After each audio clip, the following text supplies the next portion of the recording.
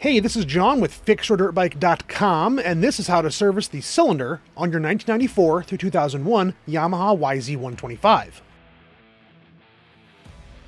This is my quick point-to-point video. If you would like to see the service done in real time, I have that video linked below, as well as a link to the full top-end service. As always, parts and tools are linked below.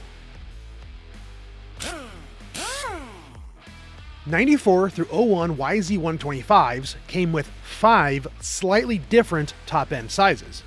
The standard piston and cylinder sizes are not marked, but the other 4 are marked A, B, C, and D on the piston and cylinder. I will be showing the standard size because that's what I have. Mark the 4 cylinder base nuts 1 through 4 to follow a consistent pattern. Loosen the cylinder base nuts 1/4 turn at a time to avoid binding. Take as many passes as you need. Turn your piston to bottom dead center and carefully lift your cylinder off the crankcase. If your cylinder is stuck, tap the cylinder with a mallet in multiple locations. Do not twist the cylinder during removal. Do not twist the cylinder during removal. Before you do any cleaning or wiping, inspect your cylinder for any scratches or inconsistent wear patterns. Clean your cylinder as thoroughly as you can without damaging the mating surfaces or bore. Remove all gasket material with a plastic scraper and smooth any pits or burrs with 600 grit emery paper. Check the cylinder head mounting studs. If you find a loose stud, retorque it along with the others when the cylinder is back on the bike. If carbon buildup is present in the bore, it will need to be deglazed.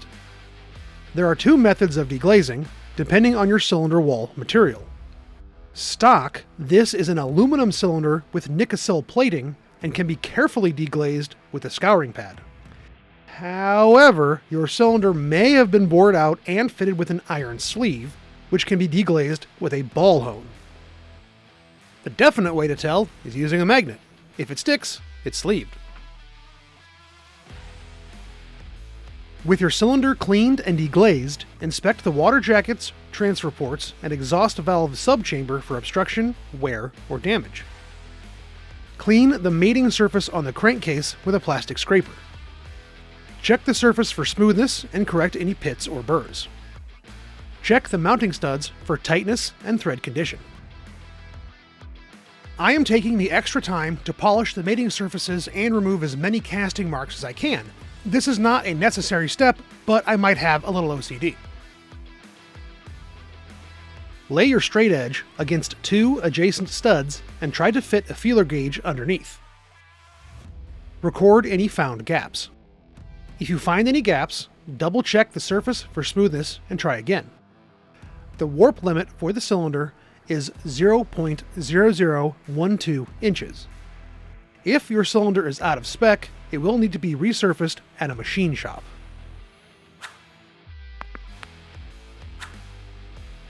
Before you measure the cylinder bore, visually inspect it. If you feel a defined lip on the top of the cylinder bore where the piston rings stop, or if the plating is chipped or damaged around the intake, exhaust, and transfer ports, it needs to be replated.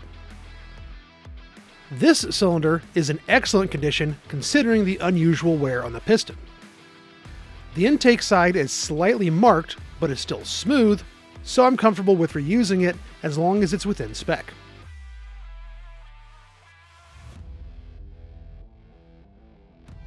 Draw out a chart to keep track of your measurements.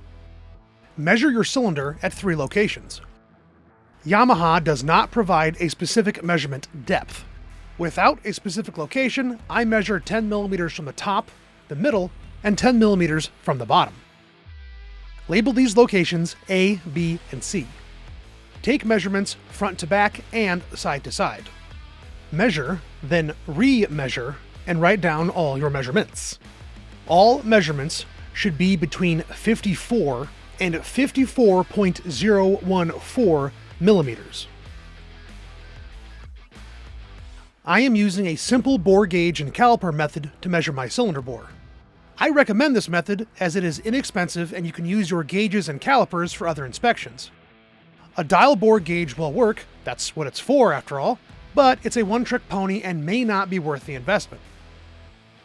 When releasing the set screw on your bore gauge, do not let it snap back into full extension, it will be damaged.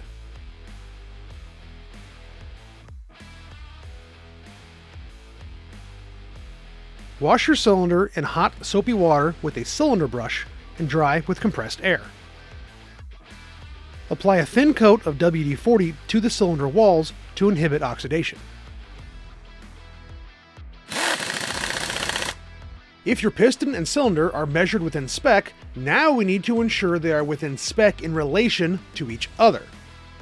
Fortunately, with an engine this small, all you need to do is subtract the largest cylinder measurement from the smallest piston measurement.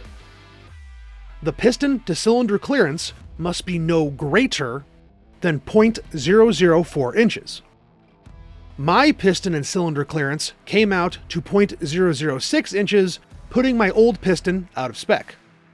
My new piston clearance is 0.017, putting me dead center within spec for a new piston.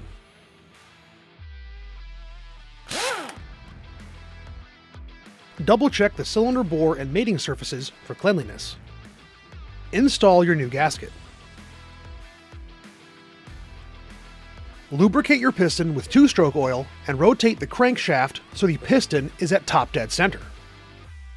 Double check that the piston ring is seated against the locating pins and position your cylinder. Hold your cylinder as level as you can with the piston and compress the rings against the alignment pin. The cylinder should slide right over the ring.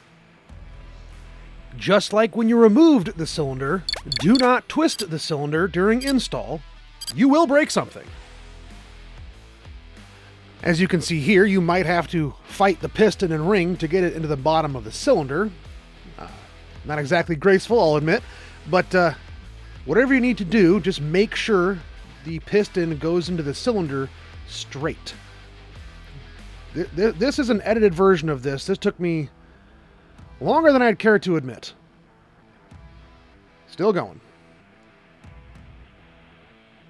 Oh, almost. There it is.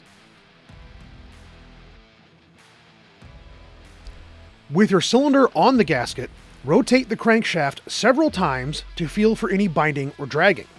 If your piston travel is anything but smooth, remove the cylinder and recheck everything. I highly recommend using ARP Ultra Torque to get the most accurate torque specification. Thread the cylinder mounting nuts finger tight. Remember, when using the torque adapter, you will not need to compensate for length if the adapter remains at a right angle on your torque wrench. Begin torquing the nuts in the same crisscross pattern. Turn the nuts 1/4 turn at a time, taking as many passes as you need to reach torque. Torque the cylinder mounting nuts to 21 foot-pounds.